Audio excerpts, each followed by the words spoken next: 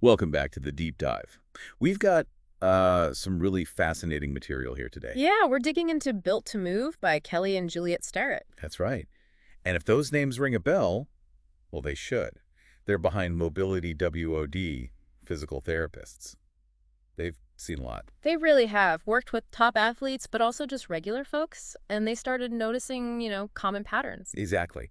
So our mission today, let's unpack this stuff, find the key takeaways, Figure out how we're meant to move. what modern life does to mess that up, and crucially, what simple things you can actually do. Yeah, practical stuff for durability, less pain, just living better. Think of this as your shortcut to understanding how to feel better in your own skin, straight from the source. Okay, so where do we start? Their core idea is actually pretty simple. Right. 10 tests, 10 practices, Equals 10 ways to get your body working better, more resilient. and they talk about vital signs, but maybe not the ones you first think of. Yeah, it's not just pulse and blood pressure. It's also about how well you move, how much you move. And how your lifestyle supports all that. Yeah. Or doesn't. Exactly. Their background, seeing athletes held back by basic mobility issues, that was a real eye-opener for them. It wasn't just an athlete problem. Not at all. It's a human thing. Mobility, basic movement, health, it makes everyone better. More agile, less pain. And the fixes, the practices, are mostly the same for everybody, right? Pretty much. It's foundational stuff. But there's a warning in there too, isn't there? Yeah. You can't just skip the basics. Definitely not. If you ignore this foundational movement capability, well, you're likely setting yourself up for trouble later on. Physically, maybe metaphorically too. It really is that use it or lose it principle in action. You've got to practice this stuff. Absolutely. It requires attention. So let's get into some of those fundamentals. Range of motion, what is that exactly? Basically, it's just how far a joint could potentially move, its full capacity. But we don't usually use that full capacity, do we? Because of sitting or even some exercises. Right. Modern life often keeps us in a pretty limited range. We only use a fraction of what our joints are designed for. And basic actions like flexion, bending a joint. An extension, straightening it out, opening the angle, like pulling your leg back behind you. Simple, but crucial. Okay, so this brings us to a really key concept for them. Mobilizations. Yeah. What are these and why aren't they just stretching? Yeah, that's a super important distinction they make. Mobilizations aren't just about pulling on a big muscle like your hamstring. Okay. They're designed to fight back against what they call monopositioning, being stuck sitting the same way for hours. All right, the enemy. So mobilizations engage the whole system. You're actively moving the joint, maybe adding some pressure. To unstick things, Uh, like tissues. Exactly. Skin, nerves, muscles, fascia, all those layers around the joint. It's about freeing everything up. And it signals your brain, too. Yeah, it tells your brain, hey, this range is safe, it's accessible, helps build better movement patterns. It involves your breath, contracting, relaxing. Hmm. It's active. So much more involved than just a passive stretch. What about feeling things? They say sensitivity is okay. Yeah, they frame it as feedback.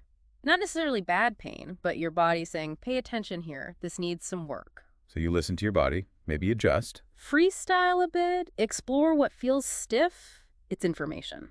Okay, so if mobilizations help us get our range of motion back, what's stopping us in the first place? What's a Yep. big culprit? Well, according to them, it's something really common, maybe too common. The chair. The chair seems so normal. But they point out, not everyone sits like this. Not globally, no. They say maybe only a third to half the world sits in right-angle chairs regularly. Lots of cultures squat, kneel, sit cross-legged. And that makes a difference health-wise. A big one, it seems. They mention research, like in China, where less chair sitting correlates with way less arthritic hip pain. Using your joints as intended keeps them healthy. Makes sense. Yeah. But the way we typically sit in chairs, they explain how it causes issues. How so? Beyond just not moving. Well, your weight often ends up on your hamstrings and thigh bones, not your sit bones, which are designed for it. Ah, okay. And that compresses tissues, messes with fluid flow, limits mobility over time, leads to pelvic instability, Which can cause back pain. back pain, yeah, and even knee pain. That theater sign thing, pain when you stand up after sitting a while. Oh, I know that one. They suggest actually tracking your sitting time, like a sitting inventory. Mm-hmm. And the stats they share are pretty sobering. Sitting over 6 hours a day, linked to much higher mortality risk compared to under 3 hours. Wow. And hitting the gym doesn't just automatically fix it. Apparently not entirely. If you're sedentary the rest of the day, that hour of exercise might not be enough to undo the effects. Our environment just makes sitting easy. So the goal is just move more, inject movement into the day. Basically, yeah. Change the mindset, look for chances to stand, park further away. Stand during calls, Yeah. wait standing up. Exactly. Standing desks help, sure, but it's not all or nothing. Dynamic sitting, fidgeting, changing position, using a footrest, a stool, anything to break up the static posture. Okay, so moving beyond just not sitting, let's talk about getting back some movements we've lost, like the sit and rise test. Yeah, that's one of their main assessments. Can you sit on the floor and then stand back up without using your hands, knees, or leaning on anything? Scored out of 10. Yeah. Points off for needing help. Right. And it's not about judgment, just seeing where you are. It's a really basic ability. But one that a lot of us struggle with. We do, because we don't practice it. But the good news, it's trainable. You can get better. Okay, what about hip extension? Getting your knee behind your hip. Sitting ruins that too. Big time. Sitting, driving, even cycling keeps us in hip flexion. We lose the ability to fully extend backwards. And not having extension is as bad as being stuck bent forward. That's what they argue, yeah. It's about balance. They have tests for it, lying down, using a couch. And squeezing your butt is key. Absolutely crucial. That glute squeeze makes sure the movement comes from the hip, safely, powerfully. Avoids that sway back, the banana back, they call it. Right, protects the lower back. And get this, they mention a study showing just sitting and squeezing your glutes helped improve strength and extension. You don't always need fancy equipment. That's encouraging. It Yeah. really shows how connected everything is too. Hip health effects. Yeah. What, even your big toe? Yeah, it's all linked up. Which leads nicely into maybe the best movement tool we have, walking. Ah, yes. Good old walking. The antidote. Pretty much. They say it's fundamental to keeping all our systems robust, the answer to being sedentary. And that 10,000 steps thing. It started as marketing. Yeah, apparently. Japanese pedometer company. But the science actually backed it up later. So what's the target? 8,000. 10,000. Yeah, 8 to 10,000 daily is a great goal. Ideally even more, like 12,000 plus if you can. The research shows mortality risk drops quite a bit in that range. But consistency matters more than hitting a huge number one day and doing nothing the next. Definitely. Your tissues need that regular input. But hey, any steps are better than 0 steps, always. And the benefits list is long.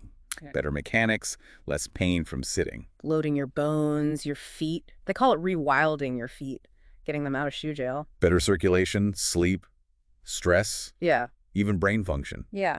Serotonin boost, BDNF for brain health, neuroplasticity, problem solving. It's amazing what walking does. They even mention community building, like a walking school bus. Nice little anecdote. Yeah. And simple tips. Park further away, pace while you wait. Even walking barefoot sometimes. Okay, so we've covered moving more, moving better. What about optimizing the systems behind the movement? Like breathing, they have a test for that too, the BOLT test. Right, BOLT. Breath hold tolerance. Basically, how long can you comfortably hold your breath after a normal exhale before you really feel you need to breathe? And a higher score means better CO2 tolerance. Well- Why does CO2 matter? Isn't oxygen the goal? Well, yes, but here's the interesting part. Good CO2 tolerance helps your body release oxygen more effectively to your tissues. It's called the Bohr effect. Ah, so it's about delivery efficiency, not just intake. Exactly. More efficient oxygen use equals more energy. Often the bottleneck isn't getting air in, it's getting oxygen out to where it's needed. Got it. And they recommend specific techniques. Yeah, 3 main things. Nose breathing, huge for calming the nervous system. Yeah. Expansive breaths filling the whole torso. And just Note, slowing your breath down. that trifecta helps with stress too. Yeah, And neck tension. big time. They connect it to stress management, pain control, think LeMay's, Wim Hof. There's a quote. Nerves are king of the breath, and the breath is the king of the mind. Breathing affects movement, movement affects breathing. It's a loop. Okay, another system. Shoulder mobility. Easy to ignore until it hurts, right? Totally. Until you can't reach the top shelf or combing your hair feels awkward, but it's crucial for daily life and preventing future problems. And it's linked to neck pain. A couplet. Yeah, they describe them as linked. Shoulder issues often contribute to neck pain. That modern C-shaped posture, looking down at phones, Guilty. it creates positional inhibition. Basically, holding that posture restricts shoulder function. And there was a study about simple exercises. A Danish study, yeah. Keyboard workers did simple shoulder isometric exercises, just contracting without moving, and had significant reduction in neck pain. Really hammers home the shoulder-neck link. Okay, balance. That one surprised me as a vital sign for everyone, not just older folks. Me too, initially. But they cite stats about falls even in young adults. And the point is, balance loss isn't inevitable with age, it's trainable. Like learning to walk, you practice, maybe stumble a bit. Exactly. And you can practice it easily, stand on one leg, brushing your teeth, that kind of thing. Small efforts add up. And it's not just the inner ear doing the work. No, it's the whole system. Feet, ankles, hips, core, vision, nervous system, all working together. They talk about collapsed feet from lack of proper loading, how important foot strength is. Makes sense. Okay, let's switch to fuel.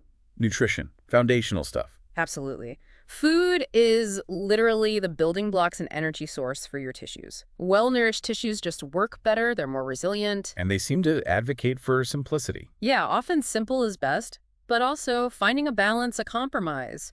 Food should be enjoyable, not just rigid rules. Find that middle ground. And they offer a simple benchmark, the 800-gram count. Right.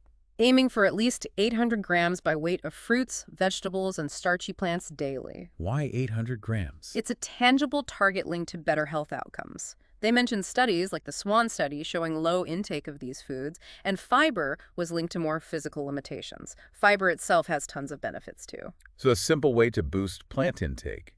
What about protein? Crucial, especially for fighting off age-related muscle loss sarcopenia. Diet is base camp for keeping muscle. And there's a recommended range. They suggest 0.7 to 1 gram of protein per pound of body weight for most people. Why that specific range? Based on research and experience, it seems to be a safe, effective zone for muscle maintenance and growth. Maybe even more needed sometimes, like after surgery for healing. And planning ahead is key for hitting that.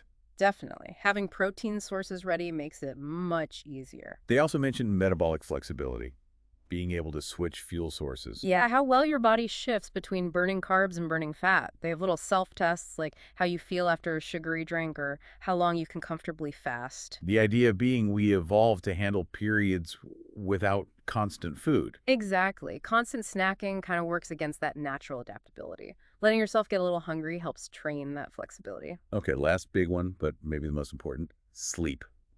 Their superpower. It really is. So vital for recovery, learning, overall health, linked to risk for basically all major diseases. And that stat, 35% of people getting less than 7 hours. Ouch. Yeah, and they really push back on the I only need 5 hours idea. Most people need 7 to 9. Feeling tired all the time, that's a signal something's wrong. What are the practical sleep tips? Consistent wind-down routine is huge, like setting an alarm before bed to start shutting down. Gentle mobility before bed can help too. And the usual suspects, limit screens, blue light. Absolutely. Dark, quiet room. Make the bedroom for sleep. They acknowledge serious insomnia needs help, but often fixing these basics, movement, light, routine, makes a world of difference. Okay, quickly on pain. It's common, but not always serious injury. Right. Often it's just a reflection of lifestyle, too much sitting, not enough varied movement. Don't automatically freak out. Your body wants to heal. Yeah. And the tools are the things we've been talking about. Exactly. Movement, mobility, positioning, you have tools. They also mention that icing an injury might not be the best thing, as it can interfere with the natural healing inflammation. Interesting. So putting it all together, it takes effort, consistency. For sure. You need a plan, even a loose one. But their big message is always do something, never zero. Right. Miss workout, go for a walk, do some mobility. Don't let perfect kill good. Any movement counts. So we've covered a lot. From understanding movement vital signs, using mobilizations, tackling the chair, reclaiming squats and hip extension, the power of walking. Optimizing breathing, shoulders, balance, getting nutrition right with simple goals like the 800 grams and enough protein, metabolic flexibility, and prioritizing sleep. It really boils down to consistent effort on these fundamentals, doesn't it?